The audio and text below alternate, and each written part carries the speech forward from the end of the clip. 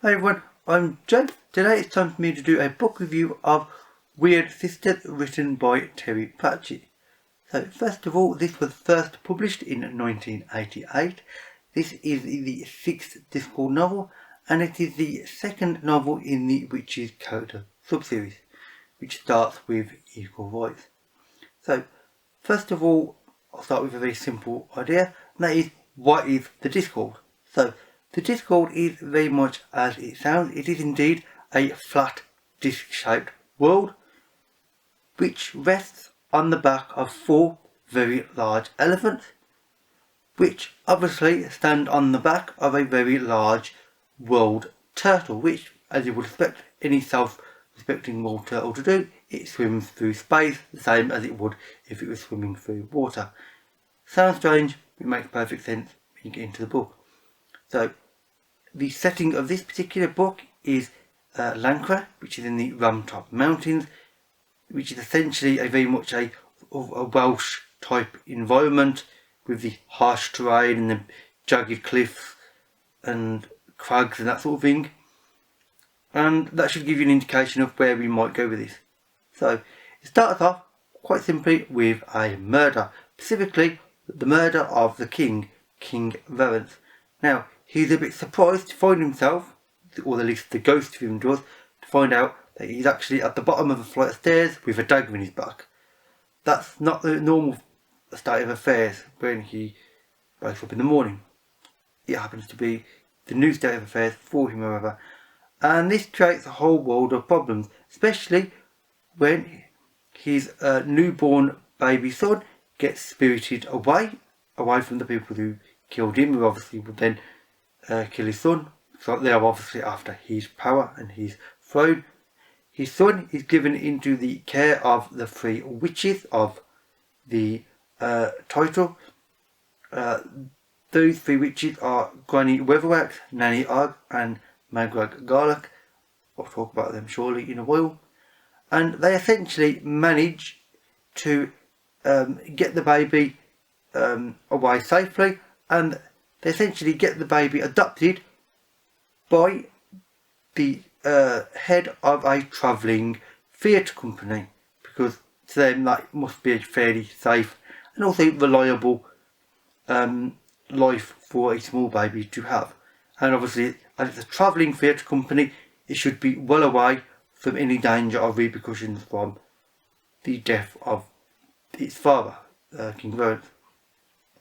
So this triggers up a series of other events, however, because the 2 people who killed King Wyrd, Duke Thelma and his wife, they want to become the new rulers of Lancre.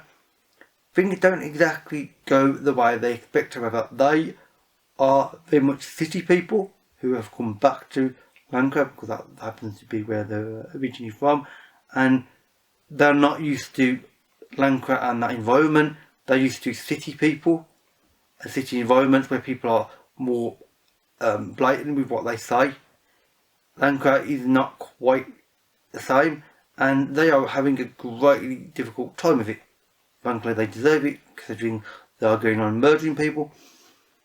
And this presents problems with the witches, because the witches are very much about tradition, about things staying pretty much the same. So there's a conflict there which starts to escalate, and this presents problems when, of course, remember, it is a travelling theatre company that the son, the little baby, went to. And obviously, as is inevitable in these things, the travelling theatre company does indeed eventually come back to Lancre, which presents more problems and a very large sort of set piece at the end. This book is quite simply, and T. Batch himself makes mention of this over times apart from this book, very much based on the idea of Macbeth, obviously by Shakespeare, but twisted and turned and with massive amounts of sarcasm injected into it, with all sorts of weird and often mad ideas added onto it, which frankly, for the most part, does work. Some of them are a bit strange.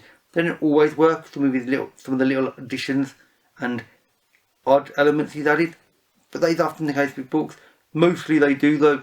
90% work, I would say, and overall it's quite impressive. The plot line, all the different elements. I mean, you know, you're sort of reading a kind of Macbeth within another book, but a stranger version of Macbeth, and it's really fun for that reason. You really get to be involved in the characters, which I'll talk about now. Now, the three main characters, frankly, are the three witches. Granny Weatherwax is pretty much considered like the chief witch. She's the most powerful witch in the area, easily. I mean, nobody really else denies that. She's very strong-minded, and she thinks it's all about keeping a certain willpower, a certain mindset, and that will literally conquer everything else.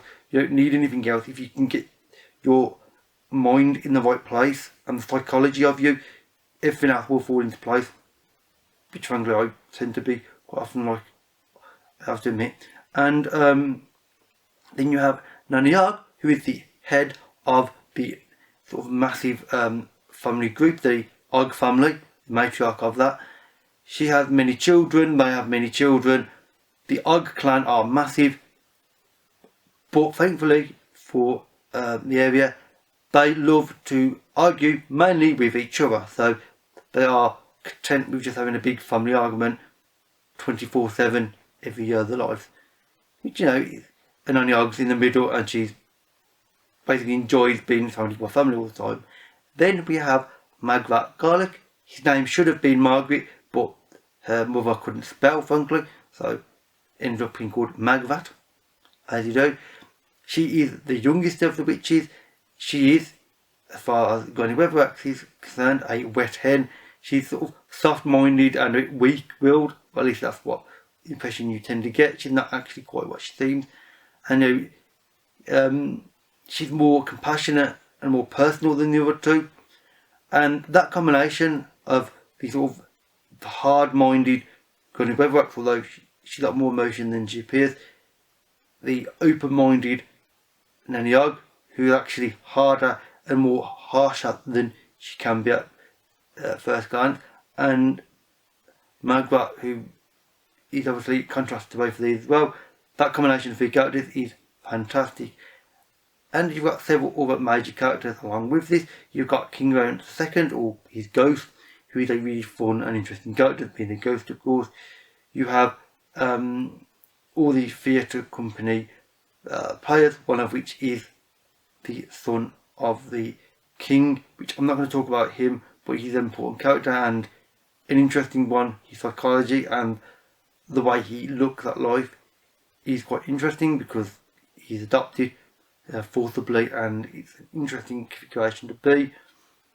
And of course the Duke and Duchess, the ones who murdered the king, they are a very disturbing couple, frankly, and psychologically they are not stable. They're pretty unhinged, I believe all the characters in the book call them, and they're not pleasant characters. You don't like them, and you're not meant to like them, but you are meant to understand them, just not like why you're understanding them. And that is all because one of the reasons is because of where they are living. They are living now in the Lancre, which is in the Ramtop Mountains. The location, which is frankly Lancre and the Ramtops, is basically Wales, the country, not the animal. And it's very much Wales, but twisted and turned at a slightly strange angle, where all the sort of stereotypical things about the country of Wales, the harsh terrain, the mountains, the fact that there seems to be a lot of good singers happen to come from Wales. All of this is taken to, frankly, a fairly extreme edge, but it's not quite just done exactly opposite what you think. It's not just like Wales has lots of good singers, so it's going to take it, so everybody sings in this version of Wales. It's not. It's a slightly different angle, which means that you never quite can guess what's going to happen next, because it's not the exact opposite of what you think. It's a slightly off-kilter version, which frankly, combined with the characters and the plot line, keep you reading and keep you interest really high, because you're never quite sure where Pratchett is going to take the plot, And frankly, you feel as though with this one, he actually does have quite a focus with the book. Some novels that he writes, you feel as though he's writing it piece by piece, and he's kind of altering the overall plotline and going back and editing it to fit into a greater narrative at the end. But this one, I feel as though he wrote it with a very particular focus in mind. He knew where he wanted the book to be at certain points, and he then wrote the book to follow those points. Which I think shows, I think this is quite a interesting one. I mean, it follows the idea of Macbeth, of course, the Scottish play, and it's an interesting one which I really enjoyed overall. And as far as grander ideas go, this goes on several of them. One of them, of course, is the idea of fate or legacy, because of course it is obviously fate or legacy, or at least everybody thinks it is, that the son will come back to Lancashire, there'll be a big confrontation. What will happen? You think that good will prevail, bad people will be defeated, so to speak. But the other thing that this book focuses on, the other idea or theme, is self-determination, and frankly just being who you think and who you want to be in life. Because as the witches try to prove, and they try to push this point themselves, because they are all quite strong-minded, and they are very much a case of don't do things just because you think somebody expects it of you. Do things because you think it's right, because it's your choice, not other people have chose for you, and you're just like, I'll go along with that. Witches don't like that type of mentality mostly, and Granny Weathercock certainly doesn't, and she's very much determining your own destiny, because after all, it's your destiny, you're the only one living it. So it's very much about choice, about fate, and what that can bring. And this also pulls into the idea of power and control, because of course this is about the control of a kingship and a kingdom, and I'm not going to say too much more about that, but it's a very interesting idea overall. So overall, in summary, this is a really fun and well-paced novel. Pratchett obviously knew what he wanted from this book when he started writing, or at least I think so, and it feels very focused and controlled and really fun. The setting is amazing as always, really imaginative, amazing locations and set pieces. The characters are fantastic, as they always are with Terry Pratchett. You always got a combination of different personality types which both contrast and combine in a really interesting and frankly often bizarre way. But ultimately, in the end, this is a brilliant difficult novel by Terry Pratchett, which I would highly recommend to anybody looking for a interesting science fiction fantasy novel, in fact, if I say in the wrong genre there, who wants something really fun and just enjoyable to read overall. I mean, that said, that is it for this review. So if you've read this, or you want to, or you've read any other difficult novels and just want to have a talk about them, then please leave a comment and we can have a discussion about them. All my social media links, as well as a link to this book on Goodreads, can be found in the description box below. I mean, that said, that is it for this video. So thank you for watching, and I'll see you another day. Bye for now.